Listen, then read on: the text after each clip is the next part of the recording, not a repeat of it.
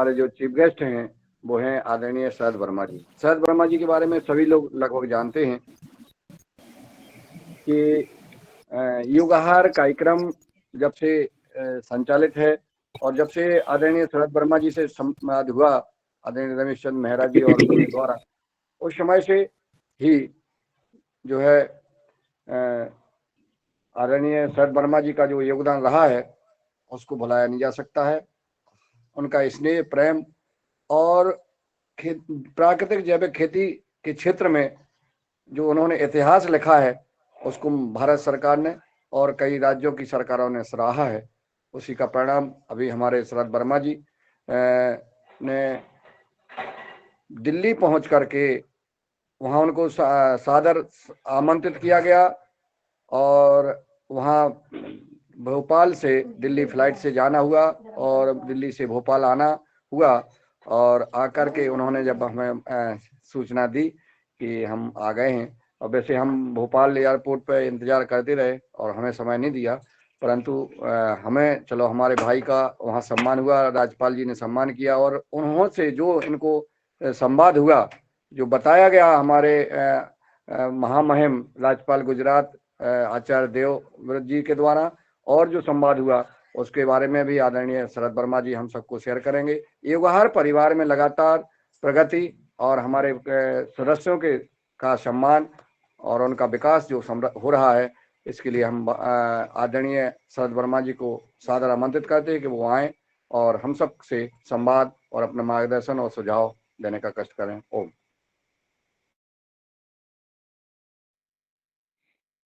सदन को कोटि कोटि प्रणाम। आज की योगशाला बहुत अच्छी रही और मुन्नीलाल सर और दादू ने मुझे इस सदन से सबसे पहले जोड़ा था, तो उनका बहुत बहुत धन्यवाद। और शायद ही मेरा कोई दिन गैप रहा होगा, मैं प्रतिदिन अपने सदन से जुड़ता हूँ और मुझे निरंतर इस सदन से ऊर्जा मिलते रहती है। किसी टारगेट को हासिल करना पवन सर से सीखा है कि कैसे मिसाइल की माफिक अपनी टारगेट को अचीवर करना। और दूसरा ये कि यहाँ पे सारे योगी हैं कि सारा सदन से हमारी खेती में अंतर आया, हमारे अपने खुद के स्वभाव में अंतर आया। इस सदन की बहुत सारी विशेषताएं अगर बताने लगे तो समय कम, इतनी सारी। और यहाँ के जितने सदस्य हैं वो बहुत ही जैविक तरीके से खेती करने की तो शिक्षा दे रहे हैं, साथ में स्वास्थ्य सुधारने की दे रहे हैं, सामाजिक चिंतन, इतने सारे पहलुओं पे यहाँ पे चर्चा होती है, वो बहुत महत्वपूर्ण है और सभी के लिए उपयोगी है। अभी मैं एक नए, जब राज्यपाल जी गुजरात ने हमें दिल्ली पूसा इंस्टीट्यूट बुलाया और वहाँ पे मिलियन अवार्ड दिया, तो वहाँ उन्होंने कुछ जैविक के विषय में कुछ चीजें बताई जो मन को बहुत छू ली, और वो चीजें मैं आप लोगों को भी शेयर करना चाहता हूँ क्योंकि वो बातें इतनी इम्पोर्टेंट है कि बहुत जरूरी है। धन्यवाद। उन्होंने कहा सबसे पहले कि मैं भी केमिकल खेती करता था और मेरी जमीन है, मैं खेत, मेरा खेत है, मैं केमिकल, मेरी जो ये भी कारण है वो लगभग 30 से 40 पहुंच गया था। उसकी रिपोर्ट की हुई है। उसके बाद जब मेरा मन परिवर्तित हुआ, मैं जैविक खेती करने लगा, तो मैंने बहुत सारी प्रैक्टिसें करी उसमें, और उन प्रैक्टिसों के कारण मैं आज अपने खेत का जो जैविक कार्बन है उसको 0.70 तक ले आया,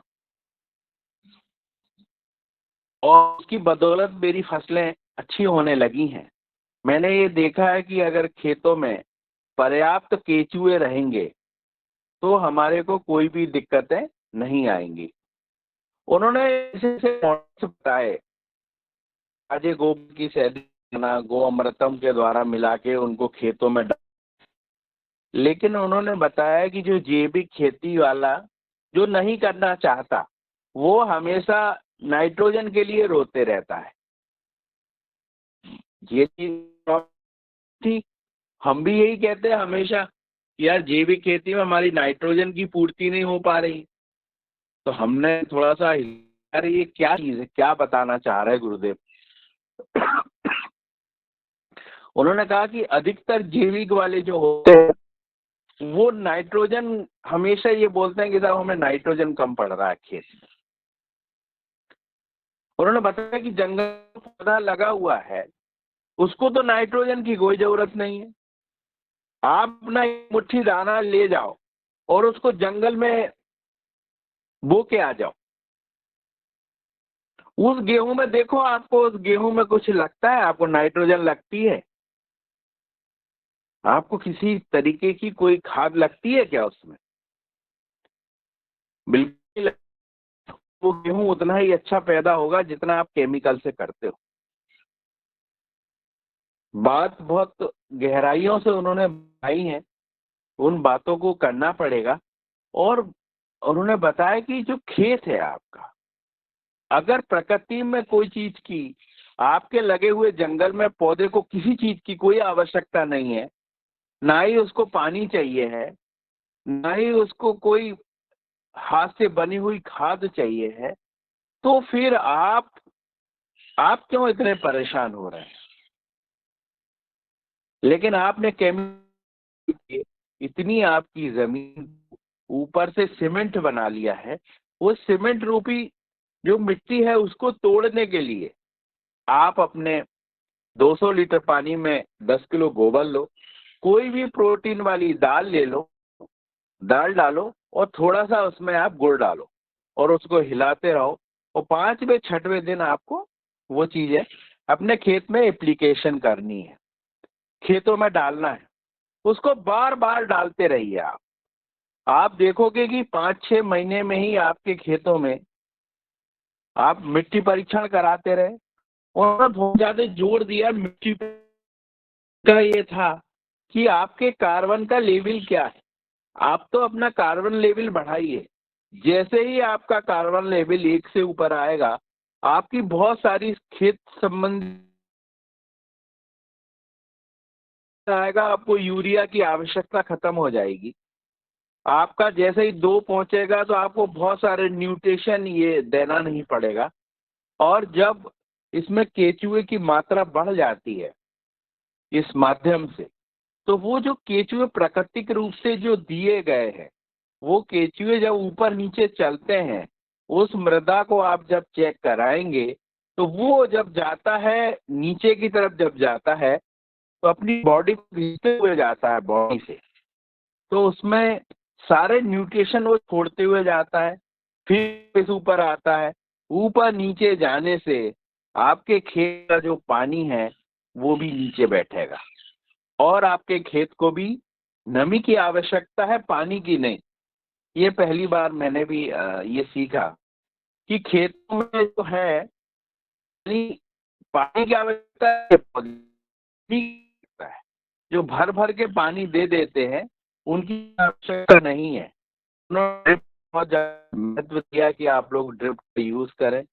और अभी बारिश आई थी तो उन्होंने बताया कि मेरे खेतों में पानी नहीं भरा है, लोगों को खेतों में पानी भरा रहा। खेतों में अगर आपके पानी भरा हुआ है, इसका मतलब है कि आपके खेतों में केचुए की संख्या बहुत कम है।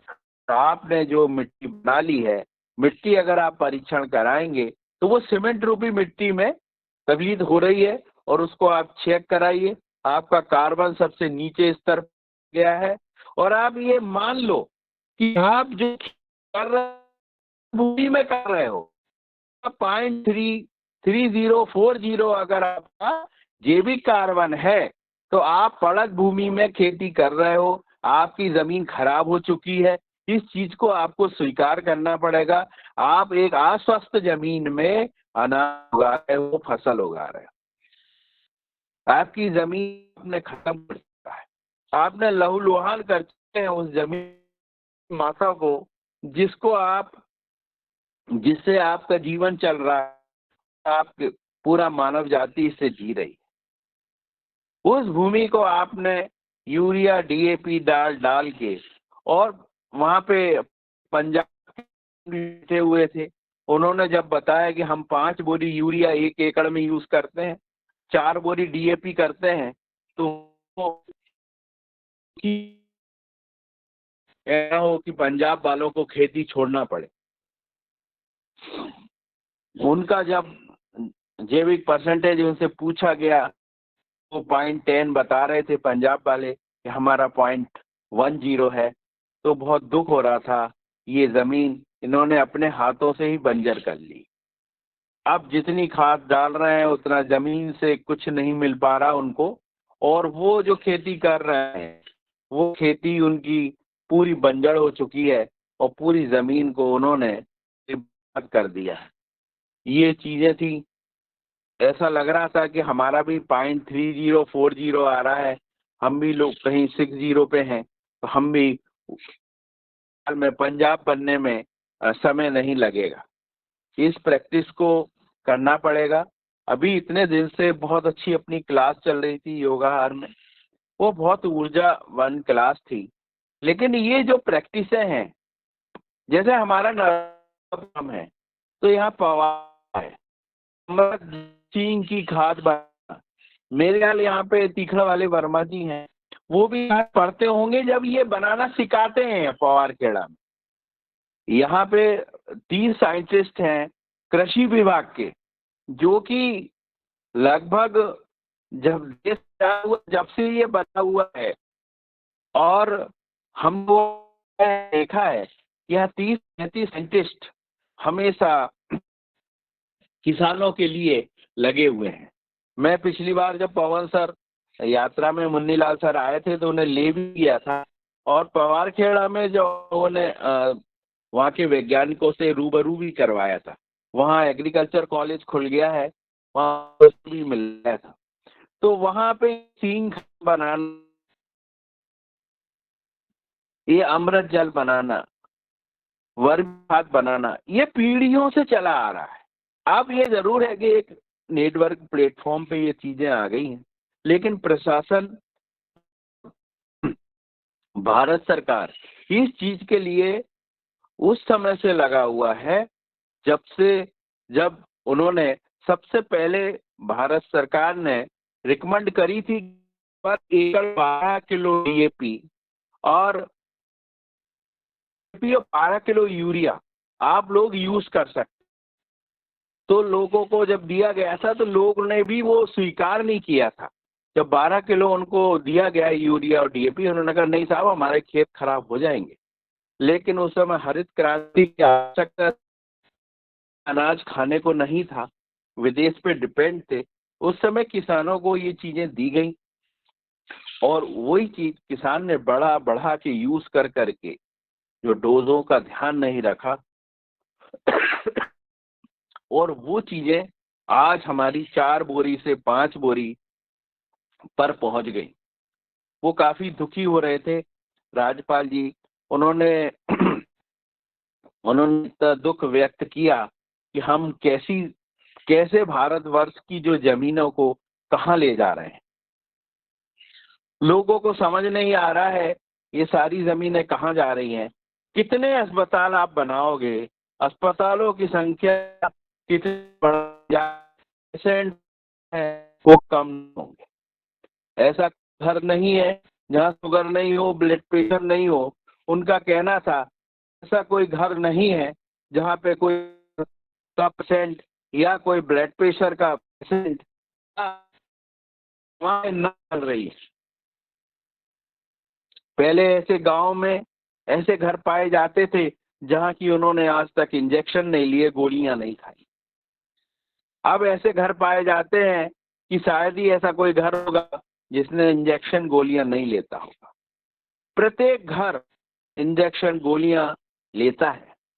पहले एक बॉटल लगती थी तो रिश्तेदार देखने आ जाते थे, आप बॉटल लगा के लगते भैया मैं बस बॉटल लगा के कार्यक्रम में आ रहा हूँ। बदल गई है।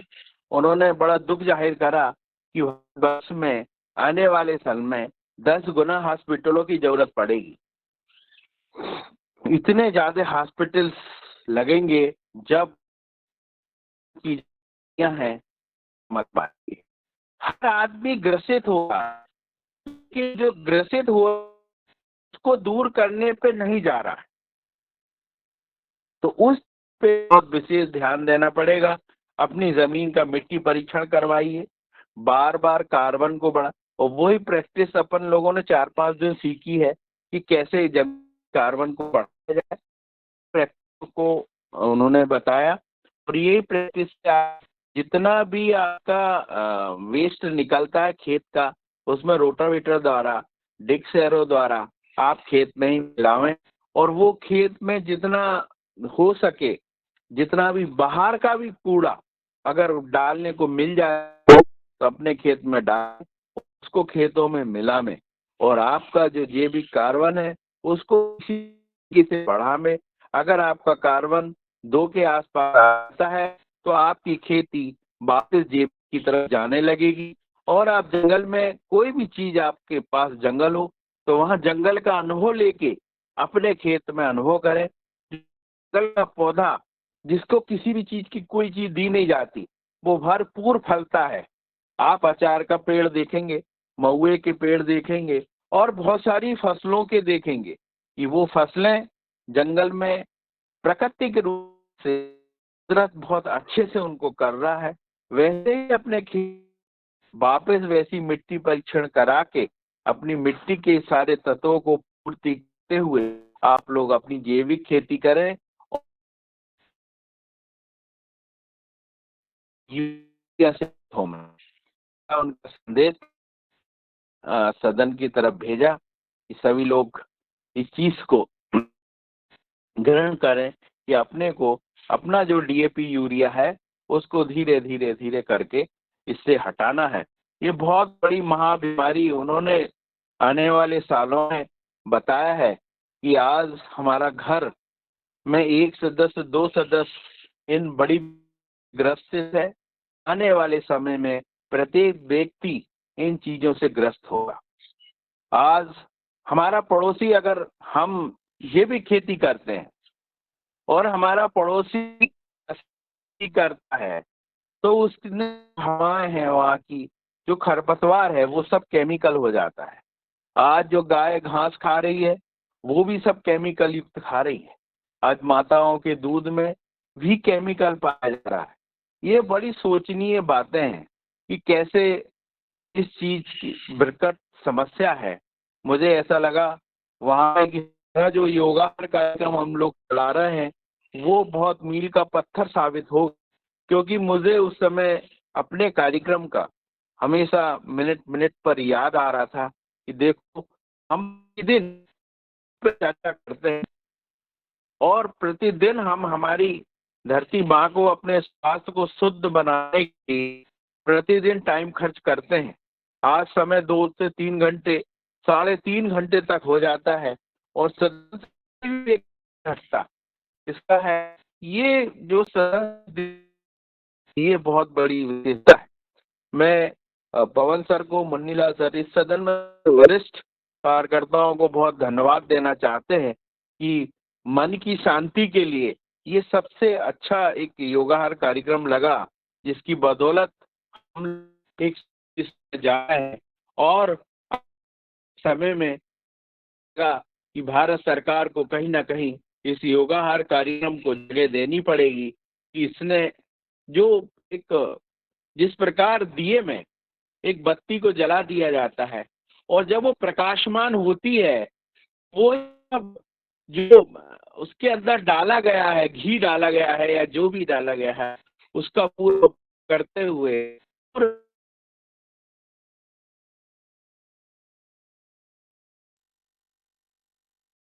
ये प्रकाश धीरे धीरे धीरे धीरे फैल रहा है। मैंने अपने कुछ साथियों को बताया कि हम लोग ऐसे योग कार्यक्रम चलाते हैं और इसमें प्रतिदिन इसी विषय पर चर्चा होती है कि कैसे किया जाए और कैसे अपनी माटी को शुद्ध किया जाए।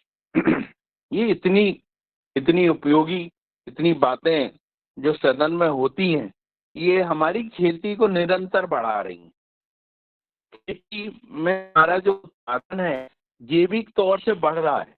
अब हम लोग एक्शन में आए हैं पवन सर के मार्गदर्शन में, कैसे मिट्टी परीक्षण करना है, कैसे उसका अभी ML गौर साहब ने यहाँ पे 1-2 टेस्ट किए थे, लेकिन वो बहुत मैं बता दूं सदन में, बहुत अच्छे से नहीं, लेकिन जब भी वो स्टार्ट और प्रत्येक घर से जब जितने जैविक खेती करने वाले हैं आपको बताया जाएगा कि आपका जैविक कार्बन इतना है, रूप सिंह करना है उनका कार्बन क्या है, जो लोग केमिकल कर रहे हैं उनका कार्बन क्या है।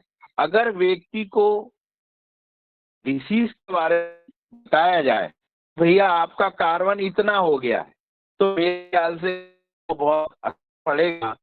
मेरे ख्याल से तो पेपर में निकलाना चाहिए कि किस व्यक्ति का कितना कार्बन है, हमारा सरकार पेपर में दे देना चाहिए, बड़ी बड़ी एजेंसियों से परीक्षण करा के देना चाहिए कि इस व्यक्ति का जिस खेत का कार्बन जितना अधिक होगा वो उतने ही जैविक की निश्चित है। ये चीजें पाई, और वो हमेशा मेरे मन में भी रहता था कि नाइट्रोजन की पूर्ति नहीं हो पाती है, और सदस्यों के में ये रहता था, लेकिन मैंने आचार राजपाल जी से ये पाया कि नाइट्रोजन की जो कमी है, अपन तो अपना जो कार्बन है उसको बढ़ाओ। जिस समय अपना कार्बन बढ़ जाएगा फिर अपने को इन चीजों की आवश्यकता ही नहीं पड़ेगी। जो प्रकृति खेती जैविक खेती का जो अंतर है, उस अंतर को समझना, अंतर आपने अपने पास के जगह में जाके और खेती को देखा और उस खेती को अपने अपने खेतों में उसका उपयोग किया, तो फिर आप लोग सफल हो जाएंगे। और बहुत जिस दिन सफलता मिलेगी, सबसे पहले इस योगाहार के सदस्यों को मैं सब सदस्यों से अनुरोध करता हूं कि इसका प्रैक्टिकल जरूर करें। और जो अभी प्रैक्टिस कर रहे हैं चार, वो मैं अपने फॉर्म में भी, और हमारे सीखने वाले वर्मा जी ने भी उसमें बोला है, सागर से भाई साहब ने भी बताया था कि हम उन प्रैक्टिसों को करेंगे। और ये प्रैक्टिसों को करके सदन में अपन देंगे, सदन में बताएंगे कि हमारा आज आज करने के पहले आप कार्बन टेस्ट कराइए और सदन में बताइए कि हमारे खेत का कार्बन इतना है। मिट्टी परीक्षण में ML गौर साहब है नर्मदापुरम में, उनके पास किट है, अगर वो पूरा टेस्ट करके आपका कार्बन बताते हैं तो आप कार्बन को जानिए और अपनी जमीन में कार्बन बढ़ा के, मैंने इतना सीखा और अपने खेत ले गया। मैं आपको बताता हूँ, मैं ज्यादा तो नहीं पर 4 एकड़ जमीन में जरूर ऐसा प्रैक्टिस करूंगा और अपने कार्बन को मैं बढ़ाऊंगा। चाहे कुछ भी हो, मुझे बढ़ाना है, करके ही देखना है। ये मानव जाति के आने वाला जो खतरा है, इसको उन्होंने माननीय राज्यपाल जी ने बहुत अच्छे से समझाया है, और ये खतरा बहुत महत्वपूर्ण है, मानव जाति को खत्म करना है। आगे आने वाले समय बीमारियां आने वाली हैं कि उनका मुकाबला करना छोटा मोटा काम नहीं है। हवाओं में भी विष घुल रहा है, इनको कैसे दूर करेंगे। जब आप दिल्ली की हवाओं में जाते हैं तो दिल्ली की हवाओं में भी इतनी पराली की वजह से इतना फैल गया है कि वहाँ सांस की बीमारी, नई नई बीमारियां जन्म ले रही हैं। बीमारियों को खत्म करने के लिए एक मुहिम चलानी पड़ेगी, जब ही इस बीमारियों से हम लोग कंट्रोल कर पाएंगे। और इसमें सबसे महत्वपूर्ण जो मिट्टी परीक्षण है वो बहुत महत्वपूर्ण है, उसको बहुत बारीकी से समझना, और वो कैसे उसको अपन निपटा जाए, ये बड़ी प्रॉब्लम को, इसको बहुत बारीकी से समझना पड़ेगा। इतनी सारी चीजें जो सीखी मैंने सदन में इन चीजों को रखा है। और किसी कोई मेरे भाई का कोई का क्वेश्चन हो तो उससे बता मैं। धन्यवाद।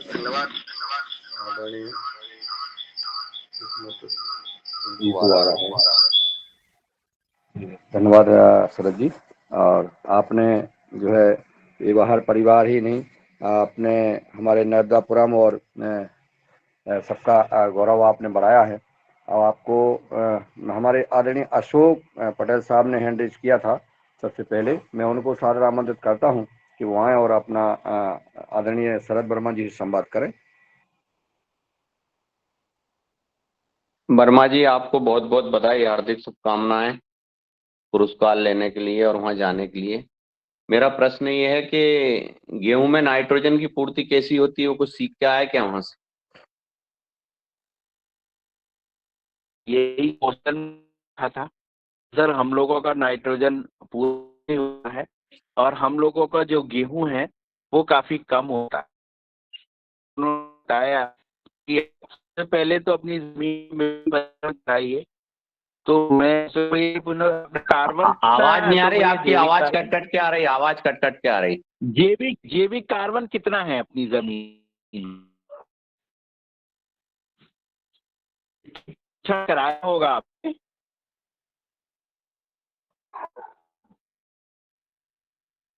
अशोक भैया आवाज नहीं आ रही क्या मेरी? हाँ हाँ, आपका जैविक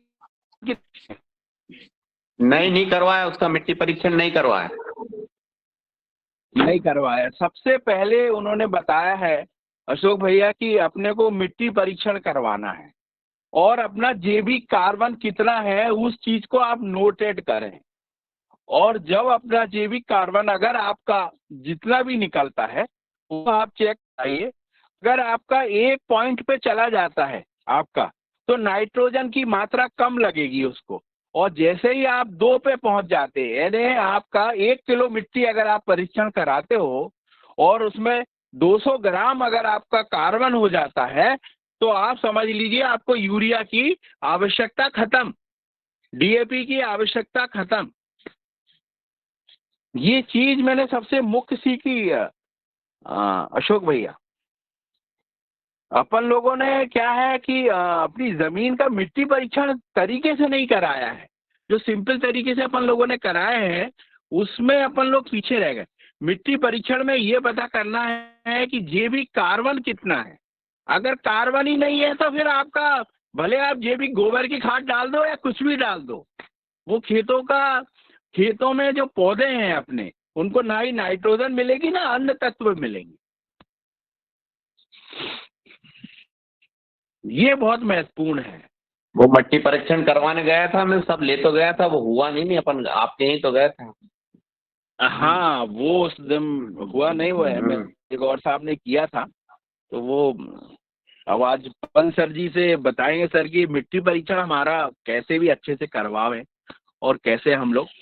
ऐसे मेरे ख्याल जैविक कार्बन अपने गवर्नमेंट की जो संस्था शायद उसमें भी चेक होना चाहिए।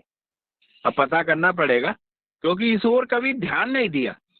उन्होंने जो बातें कही हैं वो बातें बहुत महत्वपूर्ण है कि जनता का और इतने 4-5 दिन से जो क्लास चल रही थी उनमें भी वो कार्बन बढ़ाने पे ही जोर दे रहे हैं। मेन उनका जो मकसद और जो वो था। जी भैया, पवारखेड़ा में तो परीक्षण करवाया था और वहाँ तो ऐसी रिपोर्ट देते हैं, वो मैंने देखा। मैं 1 साल वो देसी का कोर्स करने वहाँ रेगुलर गया, तो अपन तो वो तो बिना परीक्षण के ही आधी जानकारी तो कार्ड में सिर्फ भर के खाना पूर्ति करते हैं वहाँ पर। वहाँ से कोई सही जानकारी नहीं वही तो मिलती। समस्या है ना, वही है कि वो देखते ही नहीं और ऐसे ही भर देते हैं। वो मिट्टी परीक्षण पवन बताना पड़ेगा कि सर हमें ये बिल्कुल सिखाइए और इसके पीछे ना, और उन्होंने अभी जो बताया उस प्रैक्टिस को बहुत ध्यान से बढ़ाना पड़ेगा। सटा में ये आप लगाए सोच में लो महाराष्ट्र भैया, शरद जी, आप मैं बता दूं, आपका जैसे ही कार्बन 2 पे आप पहुंचते हो, आपका यूरिया की आवश्यकता ही नहीं पड़ेगी आपके प्लांट। जैसे जैसे आपका कार्बन बढ़ते जाएगा ऐसे पूरा ध्यान आप मिट्टी परीक्षण पे लगावें और इन समस्या से आपका निराकरण होगा। शरद जी, जी शरद जी, सटा नामी एक लैब है, वहां पे वो 150 रुपए में पर एलिमेंट चेक करा देते हैं आपको, जो जो भी चेक करना अच्छा है, अच्छा अच्छा अच्छा। मतलब कार्बन है या तो जीवाणु चेक आपका करना मिट्टी परीक्षण करवाया आपने?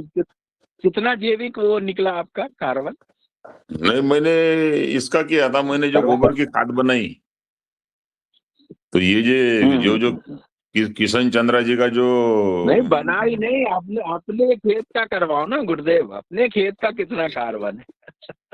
हम्म, अपने खेत का कार्बन बढ़ाओ आप। कार्बन आपने, उन्होंने कहा है कि जैसे ही आप दो जाओगे और 2 से ऊपर जाओगे, इन चीजों की आवश्यकता ही नहीं पड़ना है। मुझे तो ये लगा ये कर लो, और आपने जो वर्मा जी हैं वो फेरोमोन ट्रैप वाले, उनका वो कर लो, और अपने पूना वाले सर हैं, मेरे ख्याल ये 3 चीजों से तो जैविक खेती आसान हो जाएगी। जब अपना कार्बन बढ़ा लिया अपन ने मिट्टी परीक्षण कर करके, और जब अपन ने फेरोमोन ट्रैप और वो लगा लिए कीड़े पकड़ने के लिए, और जैविक पद्धति से कंट्रोल कर लिया कीड़ों का, जो अपने को पूना वाले सर ने बताया है, वो बहुत अच्छा। और मैं आपको बताऊं कि जो प्रकाश जाल है, मेरे पिताजी ने बनाया, मैं पवन सर जी को दिखाया भी, वो मेरे पिताजी ने बनाया उसको।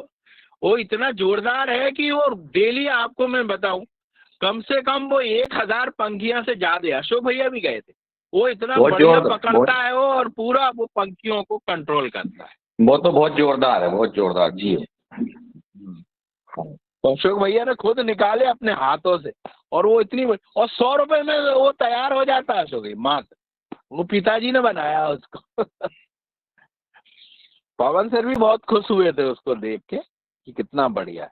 तो मेरा ये है, मैं इतने दिन से अपने योगार कार्यक्रम से वो जो लिया कि सिर्फ अपने मिट्टी का जो कार्बन है वो बढ़ावे, कीड़ा मकोड़ा को, आप जो कीड़े लग रहे हैं उसको फेरोमोन ट्रैप और उनसे कंट्रोल करें, और जो फंगस और वो आपके उसमें आ रही है, तो वो आप पूना वाली पद्धति से जो तैयार हो रहा है वो डाल।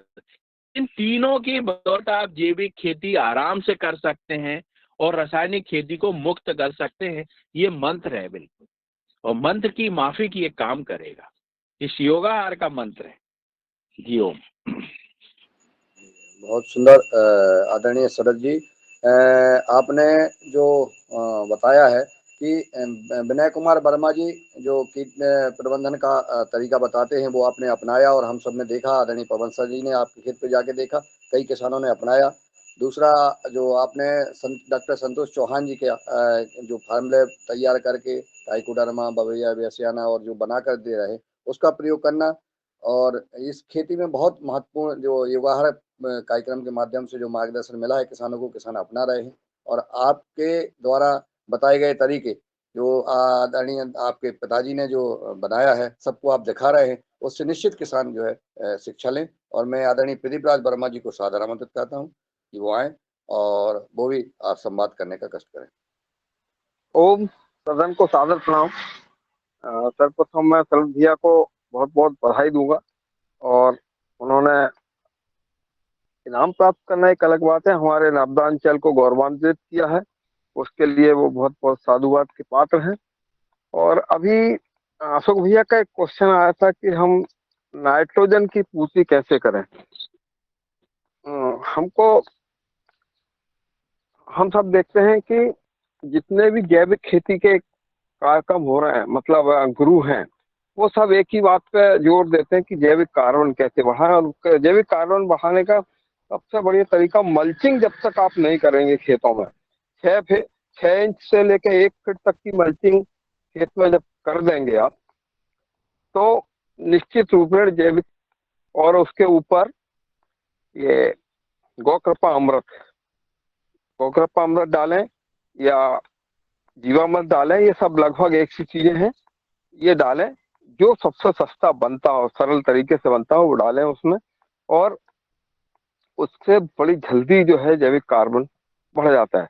अभी कल 5 दिन से हमारी जो पाठशाला चल रही थी अमृत पानी के लिए, तो कल मेरा सर से 3 बार, संदीप सर से 3 बार संवाद हुआ, और कल ही हमने जो है 200 लीटर करीब अमृत जल बना लिया है, मतलब बनाने की क्रिया शुरू कर दी है, और बनाने उनके मार्गदर्शन लिया बराबर, और मार्गदर्शन लेने के बाद वो बनाया, और वो 2000 लीटर में तब्दील हो जाएगा। इसके पहले मैं बार बार एक चीज बोल रहा हूँ कि एक कुणप जल करके जो चीज होती है वो सबसे ज्यादा इफेक्टिव है और बहुत दिनों तक खराब नहीं होती है। तो आप उसका उपयोग कीजिए, और उसमें ग्लेरिसीडिया का पत्ते का जितना ज्यादा से ज्यादा उपयोग करेंगे, नाइट्रोजन की कमी आपकी उतनी जल्दी पूरी हो जाएगी, क्योंकि ग्लेरिसीडिया में 34% तक नाइट्रोजन है, ऐसा उसके विश्लेषण में कहीं भी आपको मिल जाएगा। ग्लेरिसीडिया के पौधे जरूर आप मेड़ पर लगाएं, और उससे कुणप जल बोलो या जीवामृत बनाएं और उसका उपयोग करें, तो जैविक कार्बन बढ़ जाएगा। मैं समझता हूँ किसी तरह की कोई दिक्कत नहीं आएगी। मेरे अपने खेत में 5 साल से मैंने कोई भी केमिकल नहीं डाला है। और सर भैया को फिर से पूरे सदन को प्रणाम करते हुए अपनी बात को समाप्त करता हूँ। जी जी धन्यवाद। भैया, बहुत धन्यवाद। मैं आदरणीय जैसा आदरणीय प्रदीप राज वर्मा जी ने बताया और सदन ने सुना, बहुत महत्वपूर्ण संवाद हो रहा है। मैं आदरणीय पवन कुमार जी को सादर आमंत्रित कर रहा हूँ कि वो आए और फिर मैं सवाल ले लेता हूँ, संवाद करेंगे क्योंकि उनका समय हो जाता है 8 बजे। मैं आदरणीय पवन कुमार जी को सादर आमंत्रित कर रहा हूँ, जिनके मार्गदर्शन में और नेतृत्व में यह व्यवहार कार्यक्रम कितना महत्वपूर्ण कर रहे हैं। तो आइए और आप हम सबका मार्गदर्शन और संवाद और बधाई शुभकामना देने का कष्ट करें। जी धन्यवाद दुलाल जी।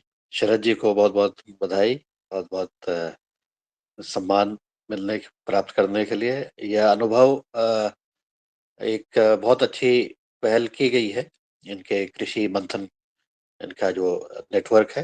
तो ये हमारे साथ भी आकर के मिले थे अभी कार्यक्रम से पहले, लेकिन उसमें आगे हम साथ मिलकर के काम नहीं कर पाए, लेकिन कोई बात नहीं, बहुत बढ़िया कार्यक्रम था। और जो चीजें आज शरद जी ने बताई है, जो वहां पर बार बार जिस पर जोर दिया जा रहा है, वो ऑर्गेनिक कार्बन।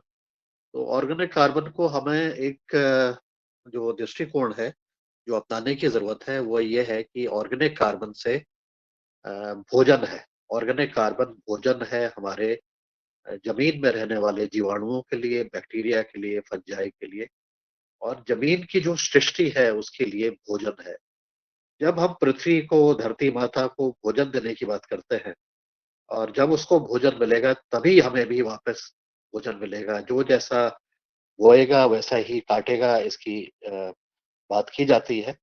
उसका तात्पर्य यही है कि हम जमीन में रहने वाले जो छोटे छोटे प्राणी हैं, और जिसमें बैक्टीरिया फंजाई ही नहीं है, उसमें केंचुआ भी है, उसमें आपके माइट्स भी है, उसमें आपका स्पाइडर भी है, और भी जो जमीन में ये सृष्टि बनी हुई है उसमें शायद वो केंचुआ भी आ जाएगा। और आपके जब मैं शरद जी के वहां गया था तो मैंने देखा कि वहां पर उनके वहां वो भी था, कछुआ होता है। तो ये बताया शायद उन्होंने कि वो कभी कभी आपके खेत में भी आ जाता है। तो खेत में आ रहा है तो उसको भी कहीं ना कुछ मिल रहा है वहां पर। वो दूसरे कीड़ों को खा रहा होगा, कुछ और खा रहा होगा, कुछ वनस्पति को खा रहा होगा। तो ऐसे जमीन में रहने वाले जितने भी हमारे प्राणी हैं, चाहे वो चींटी ही क्यों नहीं हो, चाहे वो और भी जो है ना, जिसको हम कहते हैं ये हमारा नुकसान कर देती है, अभी इसमें चर्चा भी की थी हमने कि ये टर्माइट जिसको हम कहते हैं, तो उसकी भी भूमिका है। और जब हम वहां गए थे आपके रघुवंशी जी के वहां, तो उन्होंने तो ये भी बताया था कि मैं तो इसकी जो वो है मिट्टी को भी मैं 60 रुपए किलो बेच रहा हूँ। तो इस तरह से ये सब प्राणियों की हम अगर चिंता करते हैं, तो ये सब प्राणी मिलकर के, साथ मिलकर के, और इसमें किसी का ऐसा योगदान नहीं कह सकते हैं कि इसका ज्यादा है इसका कम है, क्योंकि इसको मापने के तरीके भी अभी तक के नहीं आए।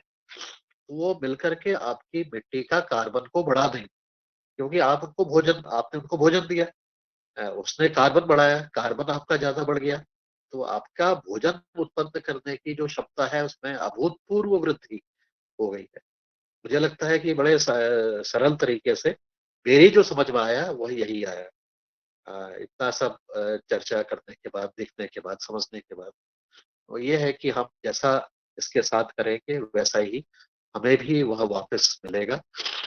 और इस चीज को ध्यान में रखते हुए हम धरती माता को नमन करते हुए, उनके सारी सृष्टि को नमन करते हुए उनको भोजन देने का हम काम करें। उसको देखें कि वो भोजन कैसे दिया जा रहा है। चाहे हम जो हम पराली है उसको जब हम नहीं जलाते हैं, तब भी हम उसको अगर डिकम्पोज़ करते हैं तो उसके लिए भोजन की उपलब्धता हो जाती है। इस तरह से हम कोई भी अ जीवामृत बनाते हैं, उस समय भी हम काम यही कर रहे हैं कि हम अपने हाथों से भोजन परोस रहे हैं। ये हमें सोचना चाहिए शायद। तो मुझे लगता है इसको देखने का नज़रिया ये है कि इसको हम कहें कि ये हमारे मेहमान हैं और इनको हम भोजन दे रहे हैं। ये छोटे से जीवाणु को भोजन मिल रहा है। ये हमारे तरफ से हमारा योगदान हो रहा है कि हम इनको अन्न दे रहे हैं, इनको भोजन खिला रहे हैं और उनसे कह रहे हैं कि आप भोजन रह करके खुश रहो, जिससे कि आप खुशी-खुशी अपना काम करो और खुशी-खुशी हमें भी भोजन दो, जिसमें कि हमें बाहर की दुनिया से फिर कुछ भी लेने की आवश्यकता नहीं हो। तो एक तरीका शायद मेरा नज़रिया ऐसा है, इसको समझ ये ऐसी विकसित हुई है और इसको आपने पूना पद्धति से डॉक्टर संतोष चौहान के माध्यम से भी जब हम ट्राइकोडर्मा की संख्या बढ़ा रहे हैं, तो वहाँ पर भी तो हम उसको भोजन हमें देना ही पड़ेगा, तब जाकर के उसका विस्तारीकरण होगा और भी ज़्यादा वो अच्छी तरह से काम करेंगे। तो ऐसे जीवाणु और ट्रम्प की ट्राइकोडर्मा की संख्या बढ़ेगी तो वो किसी न किसी अन्य के लिए भी वो भोजन बनेंगे। किसी न किसी रूप में वो प्लांट के साथ मिलकर के जो पेड़ की जो पौधे की जो जड़ है, उसके साथ चिपक जाते हैं जब वो, तो वो पौधे से जो उनको मिलती है, उनको जो शुगर मिलती है, उसकी वजह से वह भी वहाँ पर अपना जो जाल उन्होंने फैला रखा है ज़मीन में, उसमें उसको उत्पन्न होने में ज़्यादा उसको फ़ायदा होता है। तो ऐसा करते हुए ये सारे जीवाणु और सारे कीट जितने भी हैं और उसके साथ आपने मल्चिंग कर दी तो उससे भी आपको न केवल भोजन मिला बल्कि उससे छाँव भी मिली, नमी बनी रही और नमी के साथ-साथ उसको उसकी तो ऐसा भी कहते हैं एक जानकारी मेरे पास आई थी। प्रति 1% कार्बन जब बढ़ जाता है तो 1 एकड़ में आपको 1.5 लाख लीटर पानी ज़्यादा उसकी धारण क्षमता हो जाती है। तो 1% इंक्रीज़ करने से आपकी धरती की धारण क्षमता, पानी की धारण क्षमता में भी अभूतपूर्व वृद्धि होती है। तो ऐसे आप बढ़ाते रहिए, 1-1 परसेंट बढ़ाते रहिए, तो आपको पानी देने की जो क्षमता है, आपकी जो ज़रूरत है, उसमें भी बहुत ज़्यादा कमी हो जाएगी, बहुत ज़्यादा उसकी आवश्यकता नहीं पड़ेगी। तो इस कार्बन के जो को आप ज़रूर टेस्ट करिए। जो किट दिया गया है, उसमें कार्बन का भी आप अलग से भी कर सकते हैं। ज़रूरी नहीं कि सबको एक साथ ही करना है।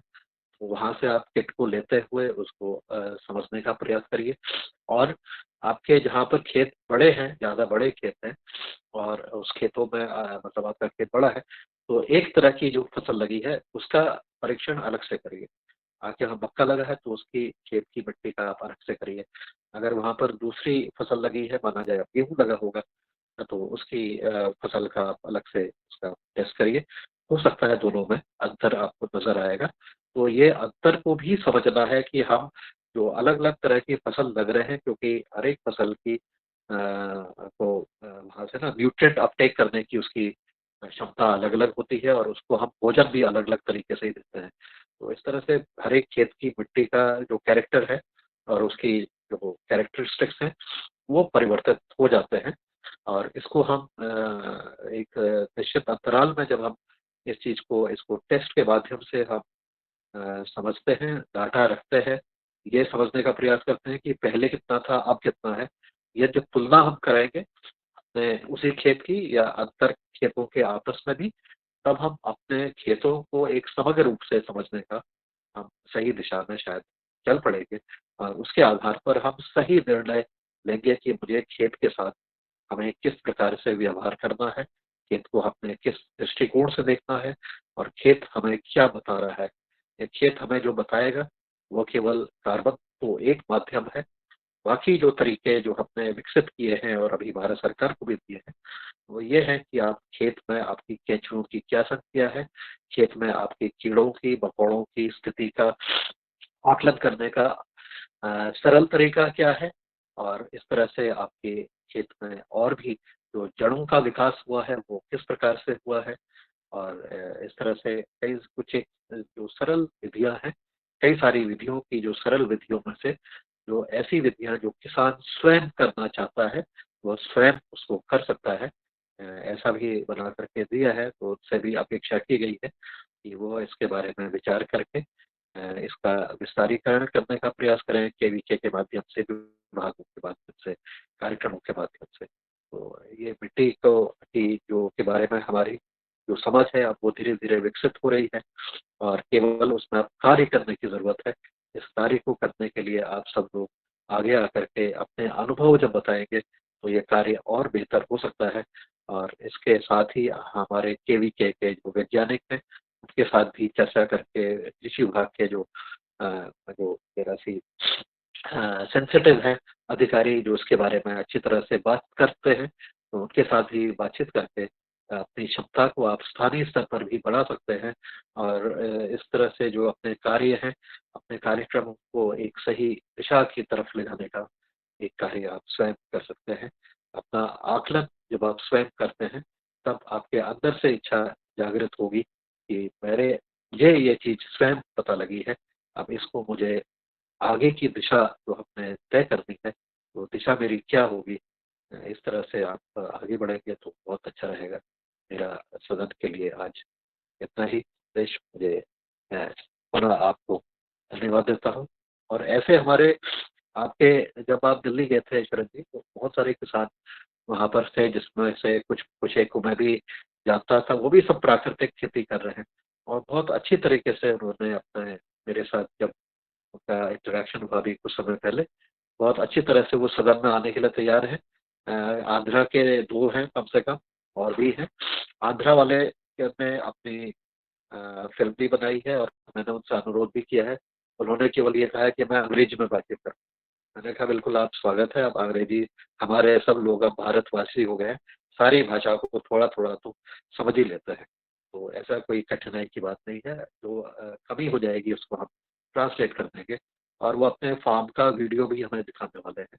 तो जब फार्म का वीडियो दिखाएंगे तो हमें उसकी प्रैक्टिस क्या है, वो किस प्रकार से गाय को और उसका उपयोग कर रहे हैं, भैंस का भी उपयोग कर रहे हैं जैविक प्राकृतिक खेती करने के लिए।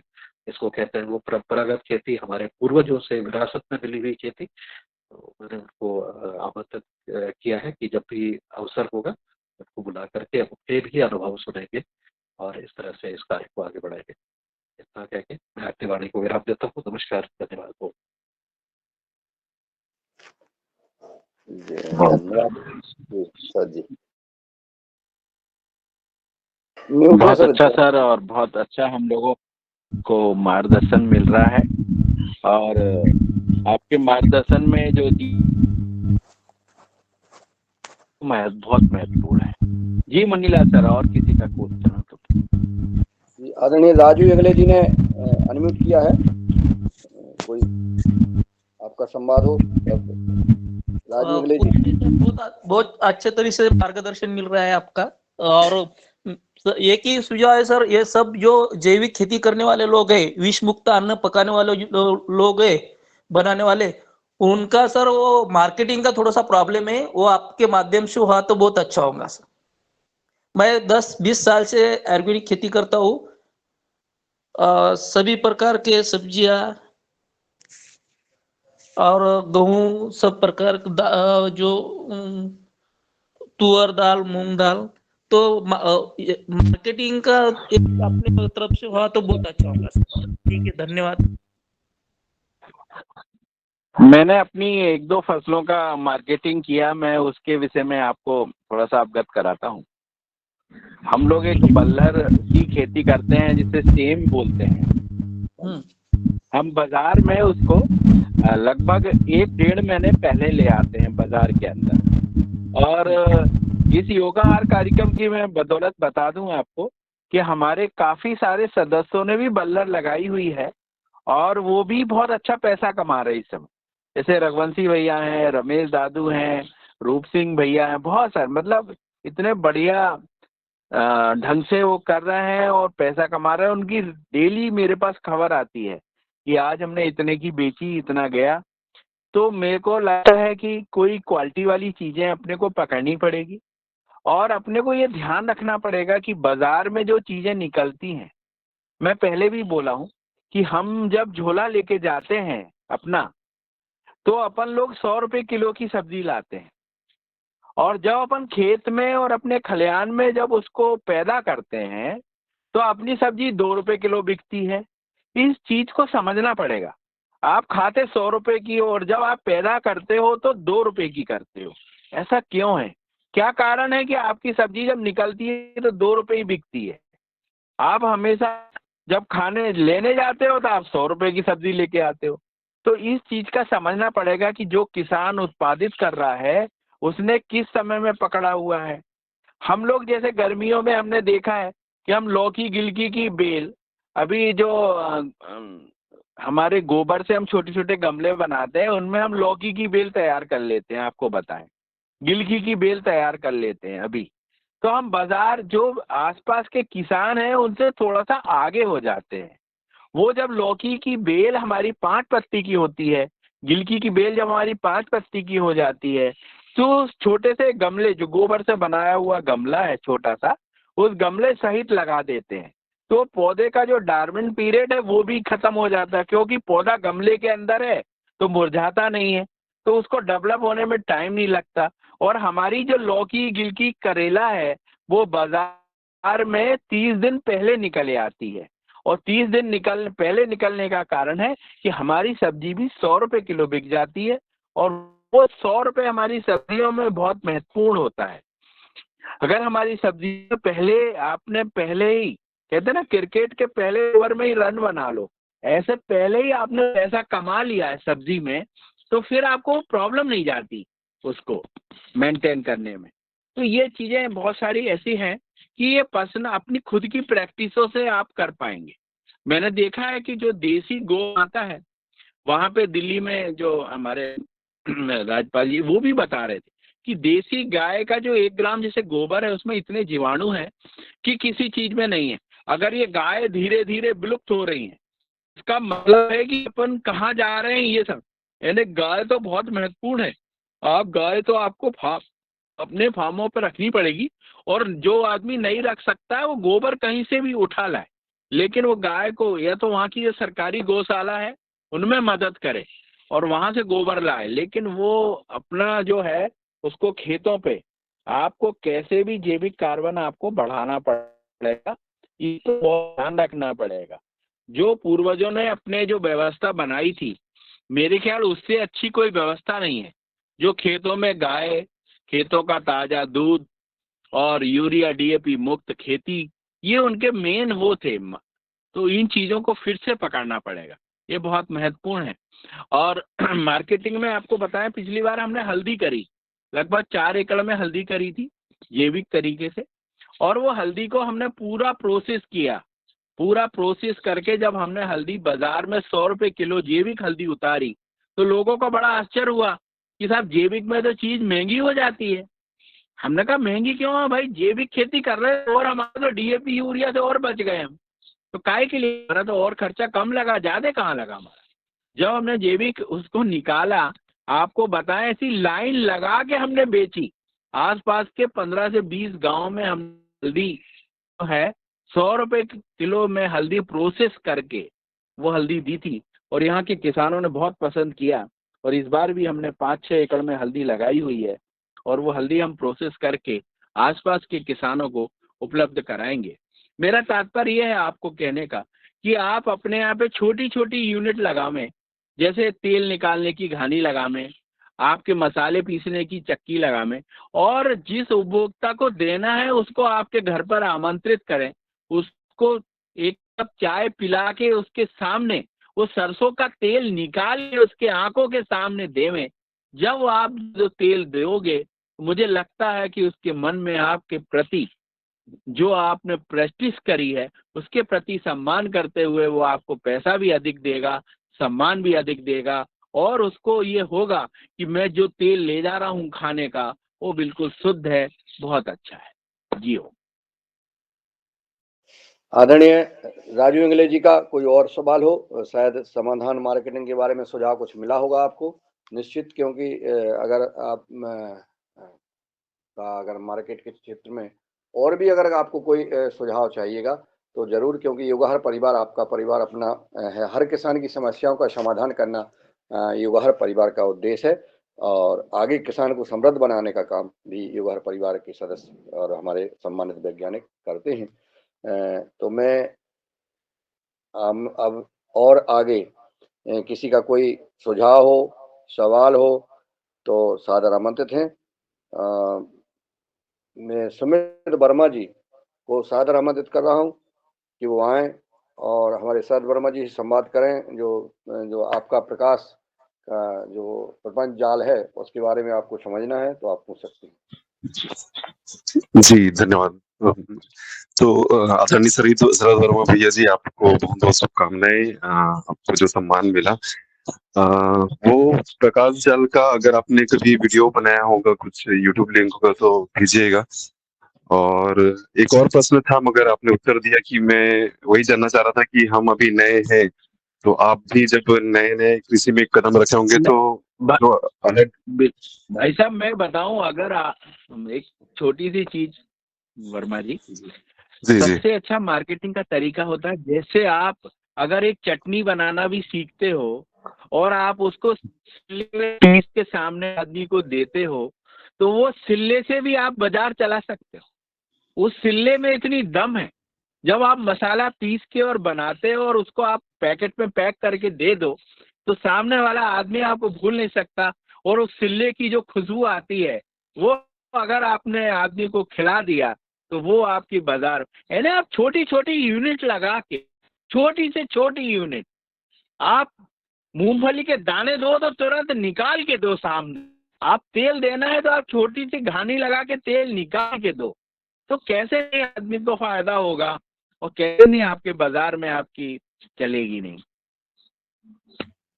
जी जी, मतलब मेरा एक प्रश्न और ये था। हाँ जी जी, ये हम जो अलग अलग विधियों का नाम सुनते हैं, कभी CBR टेक्निक हो गया, जीरो बजट नेचुरल फार्मिंग हो गया, या TCPT हो गया, तो वही था कि कहीं आपको कभी सब छांट करके अपना कुछ प्ले बना कि हम केवल इसमें ही फोकस करें और सब कुछ, सभी समस्याओं का समाधान हो सकता है, चाहे वो अनाज हो, चाहे फलों की पौधे हो, सब्जी हो। देखिए, मैं इस मंच के माध्यम से बता दूं आपको और आपको भी कि हम लोग, मेरे पिताजी सन 70 के एग्रोनॉमिक्स थी और मेरी मम्मी सन की MA है।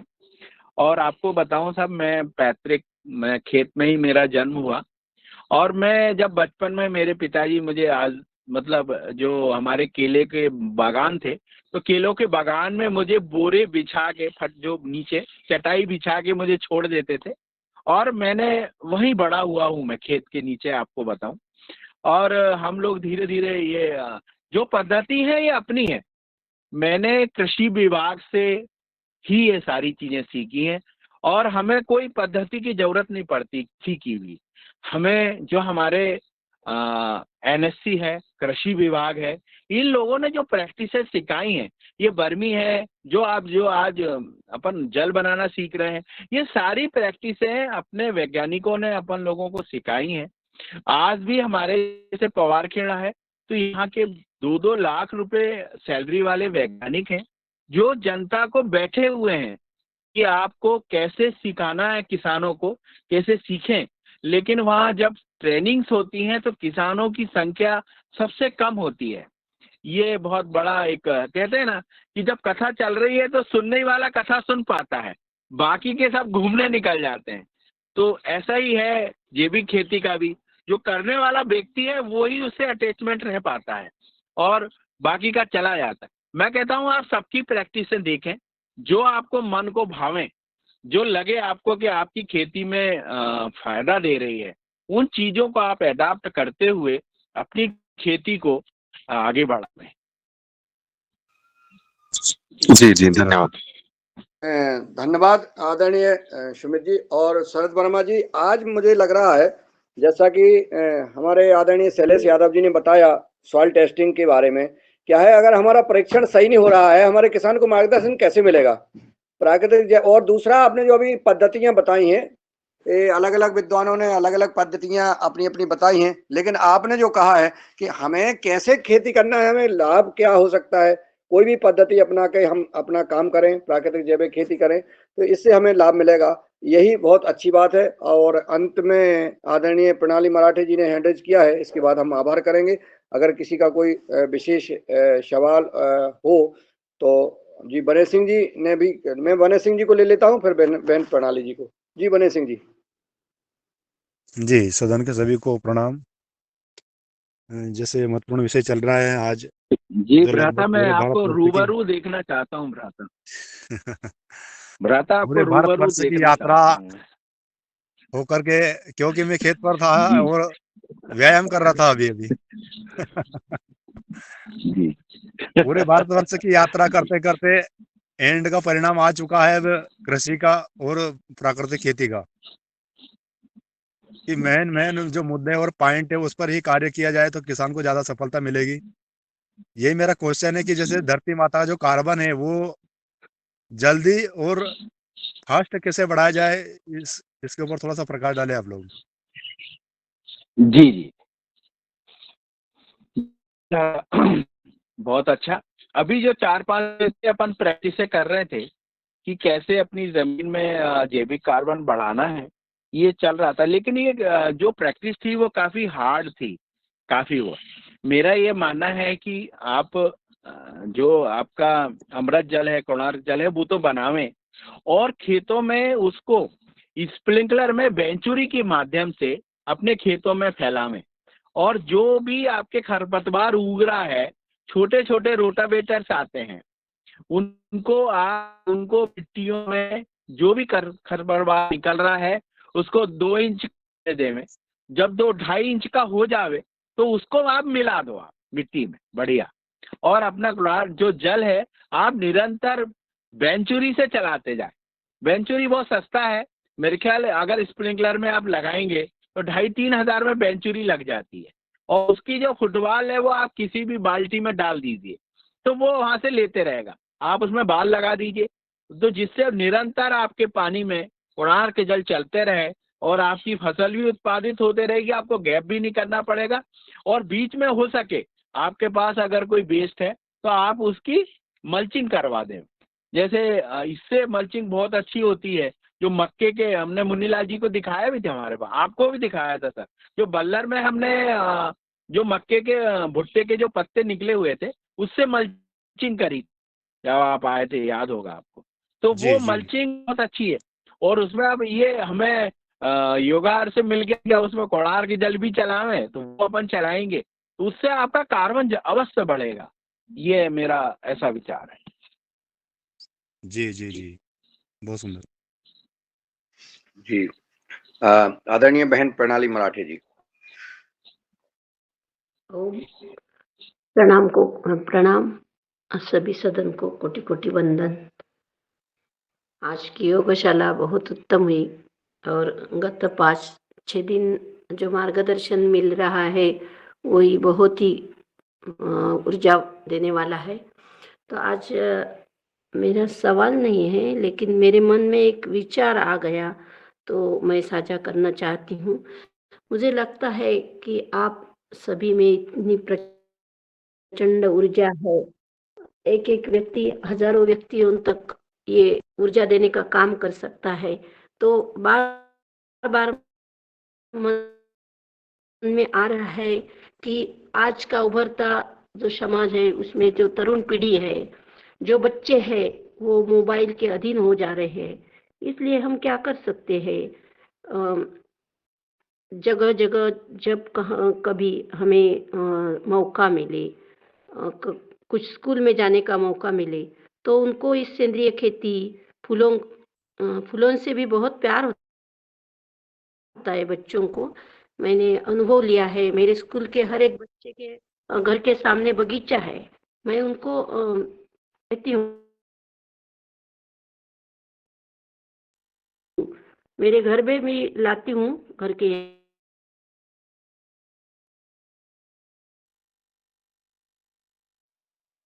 यहाँ वो बड़ी चाव से देखते हैं ये सब। तो मेरे मन में आज ये विचार आया कि क्यों ना हम सब हमारी थोड़ी थोड़ी ऊर्जा इन बच्चों और युवा पीढ़ियों के लिए देने का प्रयास करें, तो ये कार्य बहुत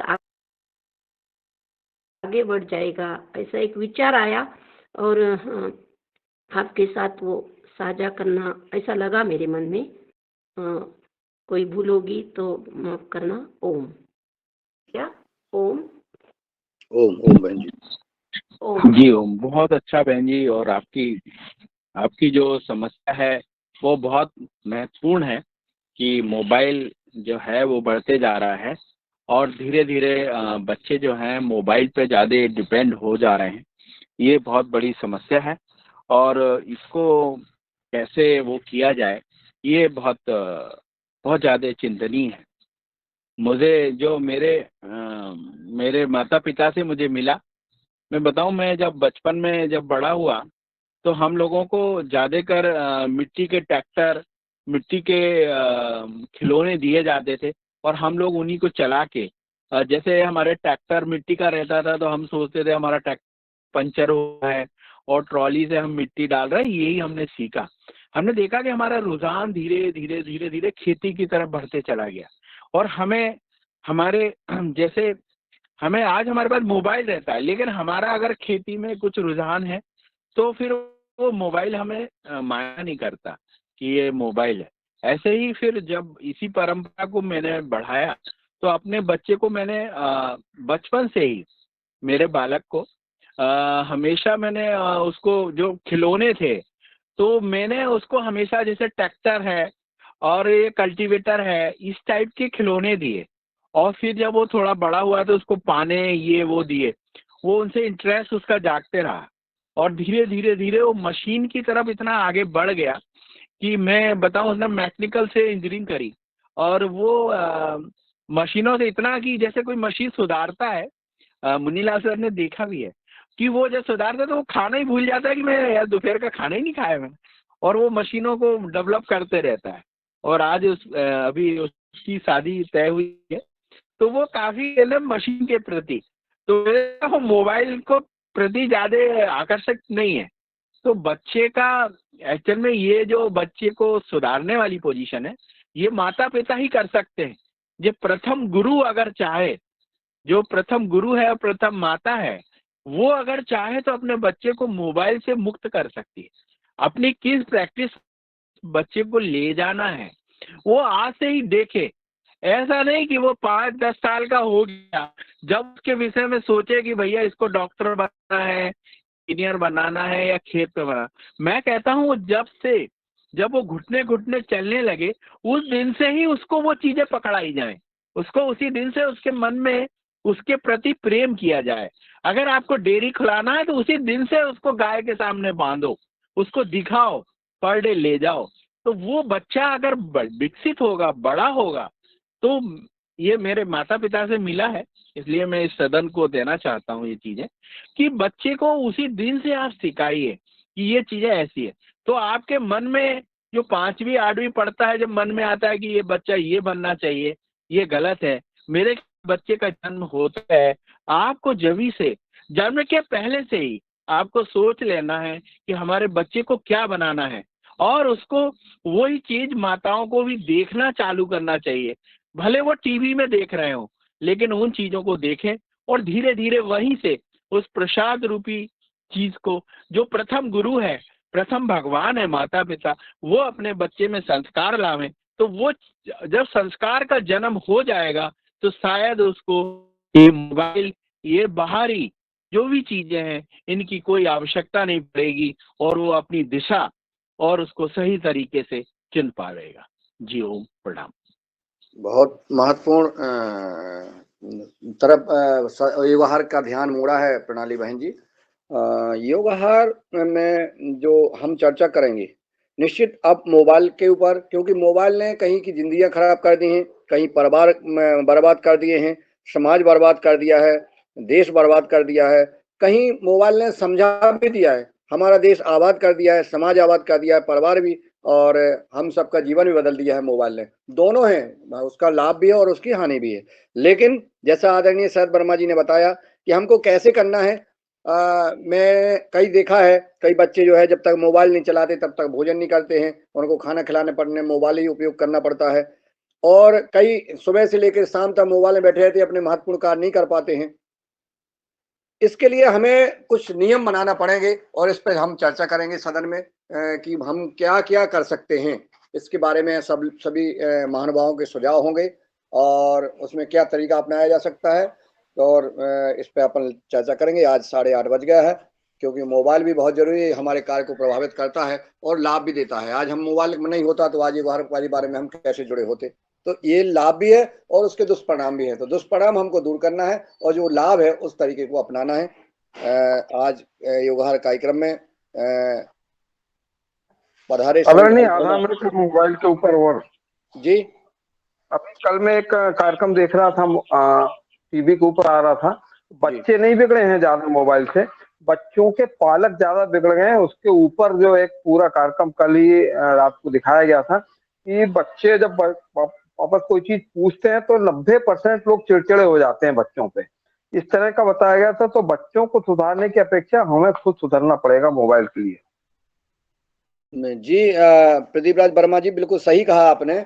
एक दिन मैं एक रेलवे स्टेशन पे मैंने देखा, शुरू से समय ट्रेन आने में बहुत समय था, तो मैं एक तरफ से दूसरी तरफ तक गया पैदल, और मेरे साथ मेरा जो मित्र थे, मैंने कहा देखिए अभी एक एक व्यक्ति को देखिए, सारे लोग सिर्फ मोबाइल में लगे हैं, कोई का ध्यान कहीं नहीं है, कुछ भी।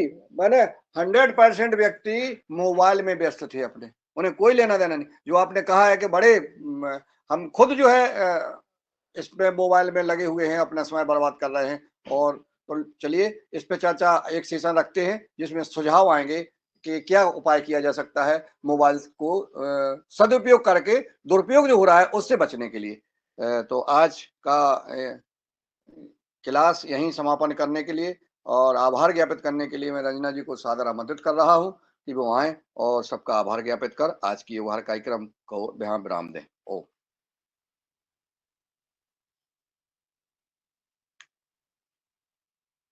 रंजना जी है भी नहीं है।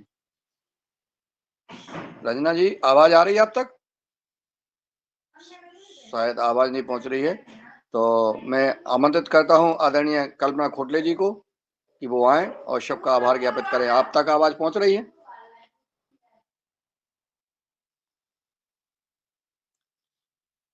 आदरणीय प्रणाली मराठे जी, आप भी आभार कर दें।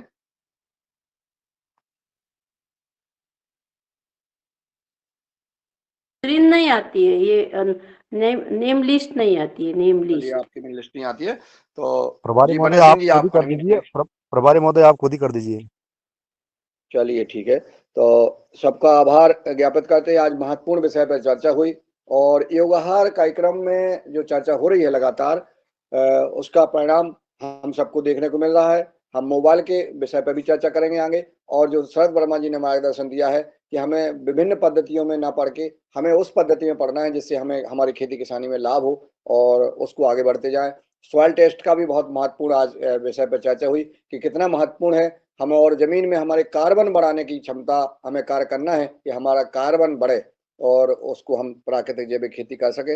ये पतंजलि योगपीठ के माध्यम से आयोजित दैनिक योगाहार परिवार में हमारे किसान भाई इस तरीके को अपना रहे हैं और मिट्टी परीक्षण की व्यवस्था पतंजलि समृद्धि प्रोग्राम के द्वारा कर दी गई है। जैसे अभी किट होशंगाबाद में आदरणीय पवन कुमार जी का आगमन हुआ था, उन्होंने अपने जन्मदिन पर हमारे किसान भाइयों को भेंट की है। तो पहले हम 4, 5, 10 किसान जितना कर सकें उससे टेस्ट करें। ML गौर साहब, रविचंद्र मेहरा जी, शरद वर्मा जी, पृथ्वीराज वर्मा जी जो वहाँ सॉइल टेस्ट कर सकते हैं, 1-2 किसानों का करें और फिर उसको, और अगर जरूरत पड़ती है तो अपनी पतंजलि से किटें अपन किसानों को दिलवा करके, और हम सरकार के भरोसे न रहें। अगर गलत रिपोर्ट मिलती है तो उनसे कहा जाए कि ये रिपोर्ट हमारे सामने बनाइए और परीक्षण सामने करिए और उसका PS सामने बताइए, ऐसा भी कर सकते हैं।